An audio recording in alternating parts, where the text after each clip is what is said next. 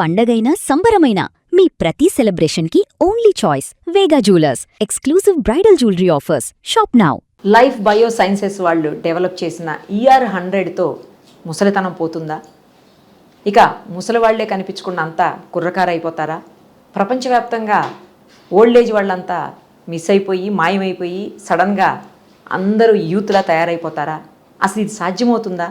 ఇందులో నిజమెంత? ఈ అన్ని విషయాలు మనతో మాట్లాడడానికి ప్రముఖ కార్డియాలజిస్ట్ డాక్టర్ MSS ముఖర్జీ గారు ప్రస్తుతం మనతో పాటున్నారు. ఒకసారి ఆయనతో మాట్లాడదాం. డాక్టర్ గారు నమస్తే అండి. నమస్తే అండి. ఏంటి సార్ ఇది ER100 అని చెప్పేసి అల్చల్ చేసిన అందులో మీ వీడియోనే బాగా వైరల్ అవుతా ఉంది. ఏంటి అసలు ఇది? నిజంగా ఇది కనుక వస్తే ముసలి వాళ్ళు ఎవరు కనిపించకుండా అందరూ యూత్ అయిపోతే ఏంటి పరిస్థితి? అంటే ఇది చాలా ఇంపార్టెంట్ ఇన్వెన్షన్. ER100 అనేది లైఫ్ బయోసైన్సెస్ అనే వాళ్ళు తయారు చేశారు. అది డేవిడ్ సింక్లైర్ అని ఒక ఆయన ఉంటాడు. ఆయన ఏజింగ్ రీసెర్చ్లో ఆయన ఒక చాలా మేజర్ ఫిగర్ అనమాట. హార్వర్డ్లో చదివి ఆయన ఏజింగ్ మీద చాలా ఇన్వెస్టిగేషన్ అంత రీసెర్చ్ చేసిన ఆయన చెప్పాడు. కాకపోతే యూజువల్గా ఆయన కొంచెం హైప్ చేస్తాడు ఆయన, అది కూడా ఉంది. But genuine scientist, genuine research చేస్తున్నాడు, అనేక జర్నల్స్లో పబ్లిష్ చేస్తున్నాడు. ఆయన రీసెర్చ్ కానీ ఆయన కానీ డెఫినెట్గా మనం నమ్మచ్చు.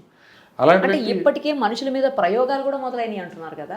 అసలు ముందు ఏం చేశారంటే ఈ మైస్ మీద ఇచ్చారు, అంటే ఎలుకల మీద ఇచ్చారు, ఎలుకల మీద సక్సెస్ అయింది. మంకీస్ మీద ఇచ్చారు, మంకీస్ మీద సక్సెస్ అయింది.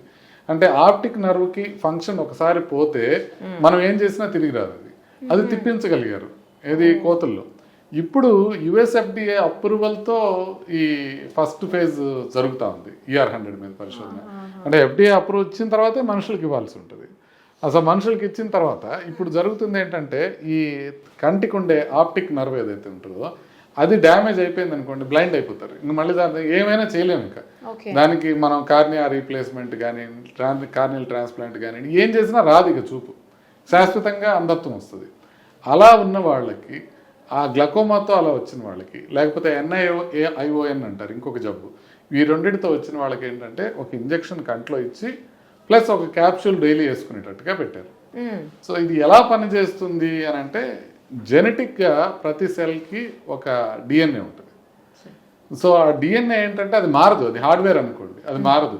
కానీ ఆ హార్డ్వేర్ని ఎలా ఉపయోగించుకోవాలని దానిపైన ఒక సాఫ్ట్వేర్ ఉంటుంది. దీన్ని ఎపిజెనెటిక్స్ అంటారు. ఎపిజెనెటిక్స్ అనేది ఇప్పుడు పెద్ద ఫీల్డ్ అనమాట. అంటే ఇప్పుడు మనకి జీనోమ్లో ఎపిజెనెటిక్స్ వలన మన జీన్ ఎప్పుడు ఆన్ అవ్వాలి, ఎప్పుడు ఆఫ్ అవ్వాలి అనేది. ఇప్పుడు మనకి ఫర్ ఎగ్జాంపుల్ మనకి జీన్స్ ఉన్నాయనుకోండి, 100 రకాల జీన్స్ ఉన్నాయనుకోండి, 100 యాక్టివ్గా ఉండవు. దాంట్లో ఒక 10 యాక్టివ్గా ఉంటాయి, ఒక మిగతా అన్ని డార్మెంట్గా ఉంటాయి. ఎప్పుడు యాక్టివ్గా ఉండాలా, ఎప్పుడు ఇన్యాక్టివ్గా ఉండాలా, ఇవన్నీ ఎపిజెనెటిక్స్ డిసైడ్ చేస్తాయి. 100 అనేది ఊరికే నెంబర్ అన్నాను, బట్ అట్లా చాలా జీన్స్ ఉంటాయి. సో అట్లా కొన్ని యాక్టివ్గా ఉంటాయి, చాలా ఇన్యాక్టివ్గా ఉంటాయి. లైఫ్లో ఏ టైంలో ఎప్పుడు ఏది యాక్టివ్ అవ్వాలి, ఏది ఇన్యాక్టివ్ అవ్వాలి, ఇవన్నీ ఎపిజెనెటిక్స్ డిసైడ్ చేస్తాయి. అయితే ఈ ఎపిజెనెటిక్స్ మీద పనిచేసే మెడిసిన్ కనిపెట్టారు అనమాట. దాంట్లో కొన్ని మాలిక్యూల్స్ ఉంటాయి, SOX4 ఇట్లాంటివి ఉంటాయి. సో వీటి మీద యాక్ట్ చేసి ఎపిజెనెటిక్స్ మీద యాక్ట్ చేసే మెడిసిన్ని కనిపెట్టారు. ఇప్పుడు దీని వలన ఏంటంటే మనకి కణం ఏదైతే ఉందో, కణం అక్కడే ఉంది కదా, ఆ కణం డ్యామేజ్ అయిపోవడంతో ఆప్టిక్ నర్వ్ డ్యామేజ్ అయిపోతుంది. ఇప్పుడు ఆ ఎపిజెనెటిక్ని యాక్టివేట్ చేయిస్తే ఈ కణం మళ్ళీ నెమ్మదిగా తన ఫంక్షన్ని కుదుర్చుకోగలుగుతుంది అని. ఇప్పుడు స్టెమ్ సెల్స్ అనేది ఒకటి ఉంటాయి, బాడీలో స్టెమ్ సెల్స్ అని ఉంటాయి. ఆ స్టెమ్ సెల్స్ నుంచి వేరియస్ సెల్స్ వస్తాయి. అంటే స్టెమ్ సెల్ నుంచి మీకు గుండె కండరం రావచ్చు, ఐ నర్వ్ రావచ్చు, అట్లా అది లివర్ సెల్ కూడా అవ్వచ్చు. స్టెమ్ సెల్ బేసిక్గా ఉండే సెల్ కూడా దాని నుంచి అన్నీ వస్తాయి. సో స్టెమ్ సెల్ స్థాయికి తీసుకెళ్లకుండా సెల్ని కొంచెం వెనక్కి తీసుకెళ్ళి ఇక్కడి నుంచి డిఫరెన్షియేట్ చేయడానికి ప్రయత్నం చేస్తున్నారు. అంటే సైన్స్ ఫిక్షన్ లాగా ఉంటుంది కానీ ఫస్ట్ పేషెంట్కి అది ఇవ్వడం జరిగింది ఆల్రెడీ. సో ఇక ఫస్ట్ సేఫ్టీ, ఇప్పుడు ఇంజక్షన్ ఇచ్చారు, దాన్ని సేఫ్గా ఉండాలిగా, చూపుతో పాటు మెదడు పోకూడదుగా. సో అందుకని సేఫ్టీ ఫస్ట్ సిగ్నల్ చూస్తారు. ఆ తర్వాత ఎఫికసీ ఎంత ఉంది చూడటానికే 1 సంవత్సరం లేదా అంతకన్నా ఎక్కువ పట్టచ్చు. ఒకసారి పట్టిన తర్వాత అది చూపు వాళ్ళలో ఏమాత్రం తిరిగి వస్తుందని ప్రూవ్ అయితే అప్పుడు మనం తర్వాత మిగతా వాటికి దాన్ని ఎక్స్ట్రాపోలేట్ చేయొచ్చు. సో అట్లా దాని రిజల్ట్ వచ్చి ఆ తర్వాత USFDA అప్రూవల్ వచ్చి మిగతా కణాలకు కూడా దీన్ని వ్యాప్తి చేయడానికి చాలా టైం పట్టే అవకాశం ఉంది. కానీ ఇప్పుడు ఆర్టిఫిషియల్ ఇంటెలిజెన్స్తో కొంచెం దీన్ని వేగవంతం చేసే అవకాశం ఉంది. కాకపోతే మీరు ఏదైనా కూడా మనం అనుకుంటున్నట్టుగా ఇది జూన్ ఎండింగ్లో మనం మాట్లాడుతున్నాం అనుకోండి, జూన్ 18లో మనం డిసెంబర్ కల్లా అందరు ముసలి వాళ్ళు యంగ్ అయిపోతారని కాదు. టైం ఫ్రేమ్స్ చాలా లాంగ్. సో ముందు ఈ రిజల్ట్స్ రావాలా, ఆ రిజల్ట్స్ సేఫ్టీ రిజల్ట్స్ రావాలా, తర్వాత ఎఫికసీ రిజల్ట్స్ రావాలా, ఎఫికసీ రిజల్ట్స్ వస్తే phase 2 ట్రయల్ చేయాలా, తర్వాత phase 3 ట్రయల్ చేయాలా, ఎక్కువ మందిలో ప్రయోగించి చూడాలా, ఆ తర్వాత మిగతా ఆర్గాన్స్కి రావాలా, చాలా కార్యక్రమం ఉంది. కాకపోతే అసలు మొట్టమొదట మొదలు పెట్టడమే ఏజ్ని వెనక్కి తిప్పటం అనే కాన్సెప్ట్ మొదలు పెట్టిందే ఈ ఇంజెక్షన్తో. అది జూన్ 2026లోనే ఫస్ట్ టైం జరిగింది. ఓకే. సో రానున్న రోజుల్లో ఒకవేళ సక్సెస్ అయింది అనుకుందాం సార్, అసలు ముందు ఒక విషయం చెప్పండి, ఎన్ని డేస్ పడుతుండొచ్చు లేకపోతే ఎన్ని ఇయర్స్ పడుతుండొచ్చు అప్రాక్సిమేట్లీ? అంటే 1 or 2 years ఈ రిజల్ట్ రావడానికి 1 or 2 years పడుతుంది. ఈ పేషెంట్లకి ఇప్పుడు ఇచ్చిన 16 మంది పేషెంట్ 16 మందికి ఇచ్చారు కదా, 16 మంది వీళ్ళకి రిజల్ట్ రావడానికి 1 or 2 years పడుతుంది మనకి. సో ఆ తర్వాతనే ఇంకా second phase, third phase studies చేయటం టైం పట్టే అవకాశం ఉంది. But still very exciting. ఒక 10-15 years అయితే పడుతుందా సార్? 10-15 yearsలో అన్ని ఆర్గాన్స్కి వచ్చే అవకాశం ఉంది.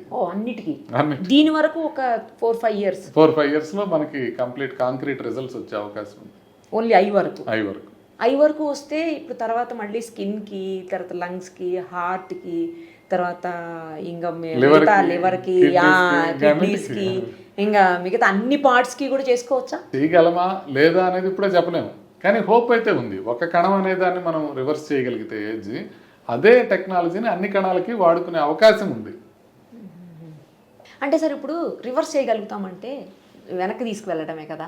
ఆ వెనక్కి తీసుకెళ్తే ఇప్పుడు హార్ట్ ఉంది, ఒక మనిషికి 70 years ఉన్నాయి అనుకుందాం సార్. ఇప్పుడు ఈ ER100 లాంటిది ఏదన్నా ఇంకోటి వస్తే అది ఇంకో పేరు పెడతారేమో, అది ఇదే పెడతారో తెలియదు కదా మనకి, వేరేది పెడతారు. అదే ఒకవేళ అలాంటిది ఏదన్నా పెడితే ఇస్తే కనుక ఆ మనిషికి, ఆ 70 years మనిషి సడన్గా 20కో 30కో వెళ్ళిపోతే మరి అన్ని రోజులు పనిచేసినటువంటి హార్ట్ మళ్ళీ 20-30 లాగా పని చేయగలుగుతుందా? అది నాకు చిన్న డౌట్. అంటే మీరు అన్నట్టు సడన్గా రివర్స్ ఏజింగ్ లాగా మనం ముందు ఉన్న మనిషి, ఇప్పుడు నేనున్నాను, నాకు ఇంకొక 10 ఏళ్ళు తగ్గిపోయి 5 ఏళ్ళు తగ్గిపోయి ఇట్లా ఉండదు. రీసెర్చ్లో ఏ విధంగా జరుగుతుంది అని అంటే, ఇప్పుడు గుండె డ్యామేజ్ అయింది. సో ఒక 70 ఏళ్ళ వ్యక్తికి గుండె డ్యామేజ్ అయింది, గుండె పంపింగ్ వీక్ అయిపోయింది, అది 60% కొట్టుకోవాల్సింది 30% కొట్టుకుంటుంది. అప్పుడు ఆ కణాలని యాక్టివేట్ చేయించగలిగితే మళ్ళీ 60% కొట్టుకోవడం మొదలు పెడితే ఇప్పుడు పంపింగ్ బెటర్ అయ్యి ఆయన ఇంకా ఎక్కువ కాలం బతకగలుగుతారు. అలా రివర్స్ అవుతుంది. డ్యామేజ్ని రివర్స్ చేస్తూ ఉంటుంది. ఇప్పుడు అలాగే స్కిన్ డ్యామేజ్ ఉందనుకోండి, స్కిన్ డ్యామేజ్ రివర్స్ అయితే కొంచెం యంగ్గా కనపడతారు కదా, అట్లా. సో ఒక్కొక్కటి రిపేర్ చేసుకోవడం, ఒక్కొక్క ఆర్గాన్ని రిపేర్ చేసుకోవడం. ఓకే. ఇప్పుడు వీటికి ఏమన్నా సైడ్ ఎఫెక్ట్స్? చాలా వాటికి మనం చూస్తుంటాము స్టార్టింగ్లో కొంత సైడ్ ఎఫెక్ట్స్ వస్తాయి. ఈవెన్ మనం చాలా వ్యాక్సిన్స్ వాటి అన్నింటిలో కూడా చూస్తుంటాం, కొత్త ఇన్నోవేషన్ ఏది వచ్చినా కూడా. ఇప్పుడు నిన్ననే BMJలో ఈ వీక్లోనే ఒకటి పబ్లిష్ అయింది డెంగ్యూ వ్యాక్సిన్ పైన. అది కూడా నేను వీడియో చేశాను, ఎక్కువ మంది చూడలేదు. యాక్చువల్లీ అది ఏమవుతుందంటే, డెంగ్యూ వ్యాక్సిన్ గురించి బ్రెజిల్లో ఒకటి వ్యాక్సిన్ తయారు చేశారు. ఇప్పుడు దాకా ఇంతకుముందు 2 వ్యాక్సిన్స్ ఉన్నాయి. ఇండియాలో అయితే ఎప్పుడు ఇవ్వలేదు. ఆ 2 వ్యాక్సిన్స్లో ఒకటి ఏంటంటే డెంగ్యూ వ్యాక్సిన్ అని ఉంటుంది. అది ప్రాబ్లం ఏంటంటే, ఆల్రెడీ డెంగ్యూ ఒకసారి వచ్చిన వాళ్ళకి మాత్రం ఇవ్వాలి, రాని వాళ్ళకి ఆ వ్యాక్సిన్ ఇస్తే కనుక ఇంకా ఎక్కువ అవుతుంది సీరియస్నెస్. ఇప్పుడు ముందు డెంగ్యూ వ్యాక్సిన్, ముందు వైరస్ వచ్చి జబ్బు వచ్చిన వాళ్ళకి, తగ్గిపోయిన వాళ్ళకి రెండోసారి రాకుండా మాత్రం ఇవ్వాలి ఆ వ్యాక్సిన్. సో అట్లా 2 డోసుల్లో ఇవ్వాల్సి ఉంటుంది. అది కూడా ముందు రాకుండా కనుక ఇప్పుడు ఇస్తే మళ్ళీ వచ్చినప్పుడు ప్రమాదం ఎక్కువ అయ్యే అవకాశం ఉంటుంది, తక్కువ కాకుండా. అందుకని అది ఇంకా మనకి రోల్ అవుట్ చేయలే. సో ఇప్పుడు కొత్తగా వచ్చిన బుటాంటాన్ వ్యాక్సిన్ అని ఉంది. ఆ వ్యాక్సిన్ ఏంటంటే phase 3 ట్రయల్లో 16,000 మందికి ఇస్తే బ్రహ్మాండంగా పనిచేసింది. 80% డెంగ్యూ వచ్చే అవకాశం తగ్గుతుందని తెలిసింది, సేఫ్గా ఉంటుందని తెలిసింది. అన్నీ చూసుకున్న తర్వాత 5 లక్షల మందికి ఇచ్చారు బ్రెజిల్లో. 5 లక్షల మందికి ఇస్తే 2 డాక్టర్లు కూడా చనిపోయారు. 2 డాక్టర్లు చనిపోయారు, ప్లస్ హెల్త్ కేర్ వర్కర్స్ అంటున్నారు, డాక్టర్స్ అని చెప్పట్లేదు. హెల్త్ కేర్ వర్కర్స్ 2 చనిపోయారు. 42 మందికి side effects, serious side effects వచ్చినాయి. సో అందుకని వ్యాక్సిన్ ఆపేశారు.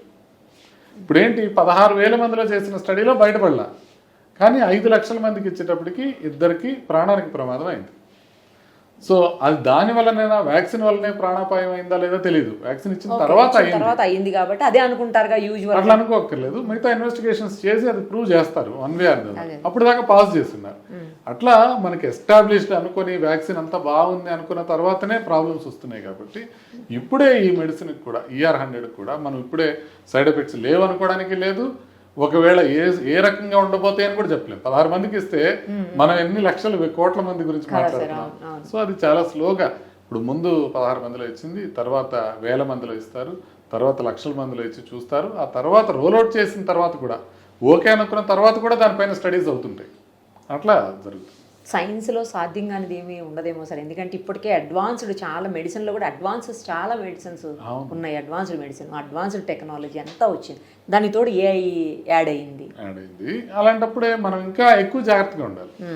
ఇప్పుడు మనకి ఎప్పుడైతే AI తోడుగా వచ్చిందో, ఇప్పుడు మీరు కొట్టిన రిజల్ట్స్లో ఎన్ని ఫ్యాబ్రికేటెడ్ ఎన్ని కొత్తగా ఒరిజినల్గా వస్తున్నాయని చెప్పలేదు. నిజమే.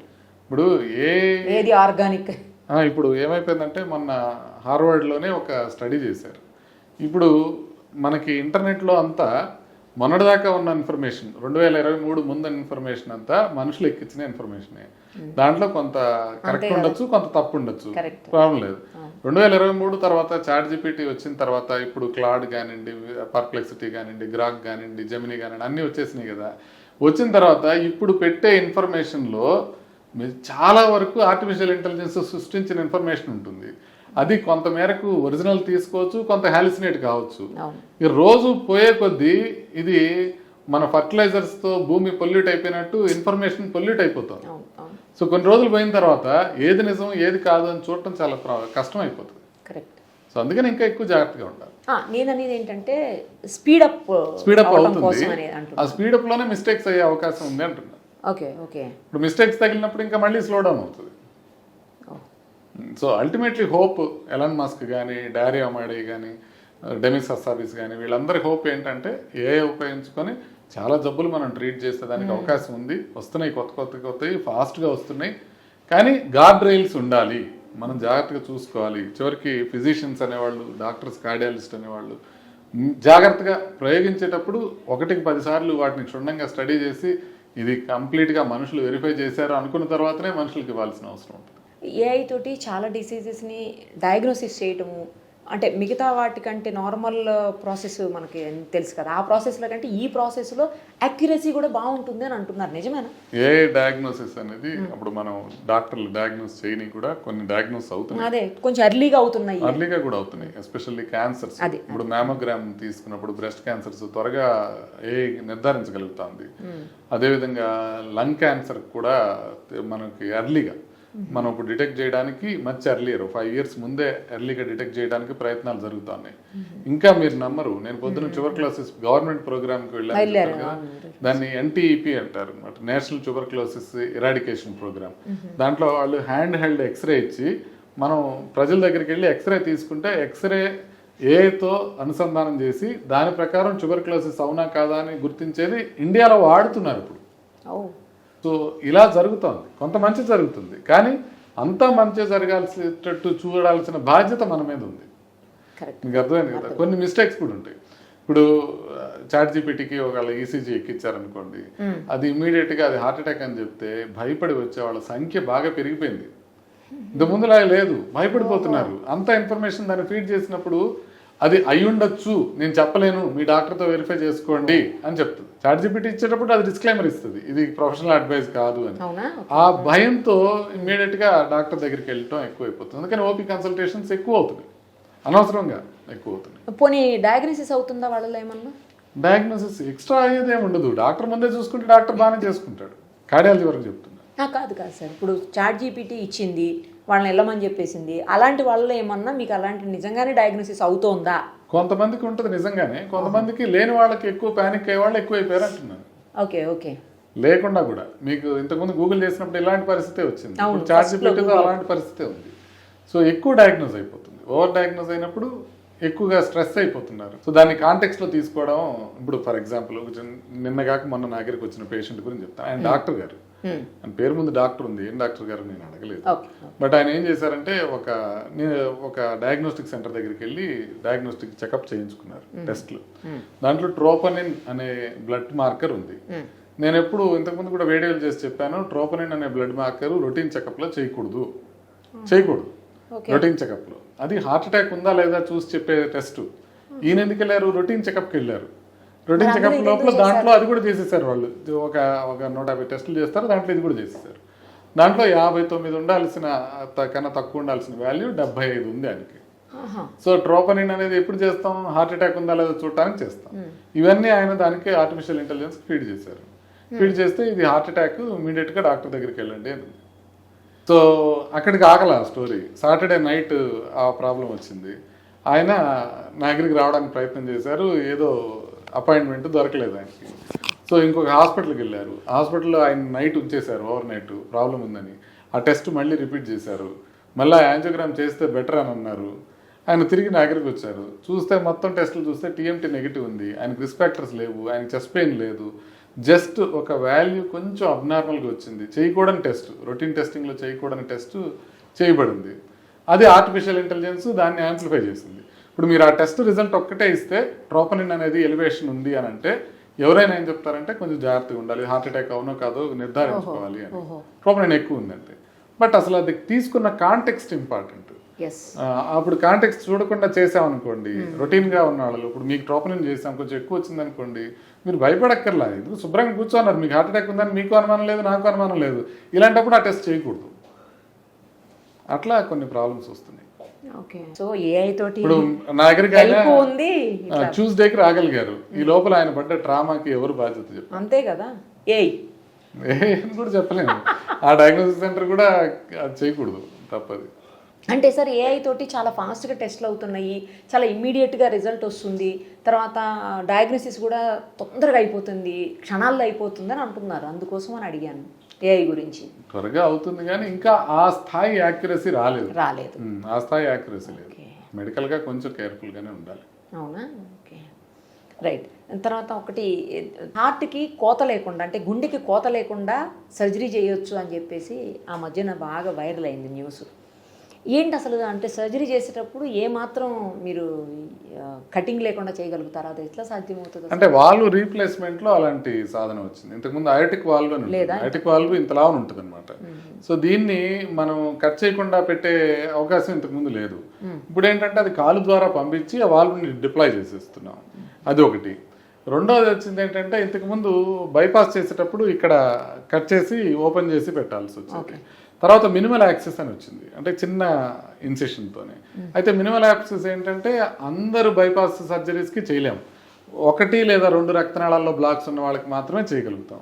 ఇప్పుడు కొత్తగా టీక్రాట్ అనే సర్జరీ వచ్చింది. అది ఇప్పుడు పల్స్లోనే ఫస్ట్ టైం చేశారు ఇండియాలోనే పల్స్లోనే ఫస్ట్ టైం చేశారు. మాకు డాక్టర్ వంశీ అన్నారు. అది ఇప్పుడు 3 రక్తనాళాల్లో బ్లాక్స్ ఉన్న వాళ్ళకి కూడా అది ఈ మినిమల్ యాక్సెస్లోంచే చేస్తారు. దాన్ని టీక్రాట్ సర్జరీ అంటారు. ఓపెన్ చేయరు కంప్లీట్గా. దానివల్ల ఏంటంటే తొందరగా లేచి నడవటానికి కానివ్వండి, ఇన్ఫెక్షన్ తొందరగా ఈజీగా అయిపోతుంది. బోన్ కట్ చేయరు కాబట్టి. ఇట్లా మల్టిపుల్ అడ్వాన్స్మెంట్స్ వస్తున్నాయి. ఇంకా ఇంతకుముందు పేస్ మేకర్ పెట్టడానికి ఇక్కడ కట్ చేసి పేస్ మేకర్ పెట్టేవాళ్ళం. ఇప్పుడు లీడ్లెస్ పేస్ మేకర్ అని వచ్చింది. అంటే మనం ఒక పెద్ద వెయిన్ ద్వారా అది పంపించి అక్కడ పెట్టేస్తారు అనమాట, గుండె లోపల. గుండె లోపలికి అంటే గుండె కట్ చేయకుండా చేసే సాధనాలన్నీ ఇట్లాంటివి కొంచెం త్వరగా ఈజీగా రికవరీ ఇన్ఫెక్షన్. ఇంకా కొంత బాగా ఎక్కువ కాల్షియం ఉన్న వాళ్ళకి కూడా ఇంతకుముందు కంపల్సరీ బైపాస్ చేయాల్సి వచ్చేది, రక్తనాళాల్లో కాల్షియం ఉంటే. ఇప్పుడు కాల్షియంని జయించడానికి మంచి ట్రీట్మెంట్స్ వచ్చినాయి. రోటాబ్లేషన్ అనేది, ఆర్బిటల్ అథెరెక్టమీ అనేది, ఐవిఎల్ అనేది, కటింగ్ బెలూన్స్ అనేవి, ఇవన్నీ ఉపయోగించి వాళ్ళకి బైపాస్ అవసరం లేకుండా చేస్తున్నాం. స్టెంట్తోనే చేయగలుగుతున్నాం. సో ఓవరాల్గా మనం ఇంకా కట్ చేసి ఎక్స్టెన్సివ్ సర్జరీస్ చేసేవి తగ్గించుకుంటూ వస్తున్నాం. ఈ థొరాసిక్ సర్జన్ చేస్తారా సార్? మేమే చేస్తాం. ఇప్పుడు నేను లాస్ట్లో చెప్పాను కాల్షియం ఎక్కువ ఉంది, కాల్షియం ఎక్కువ ఉన్నది నేను చేస్తాను.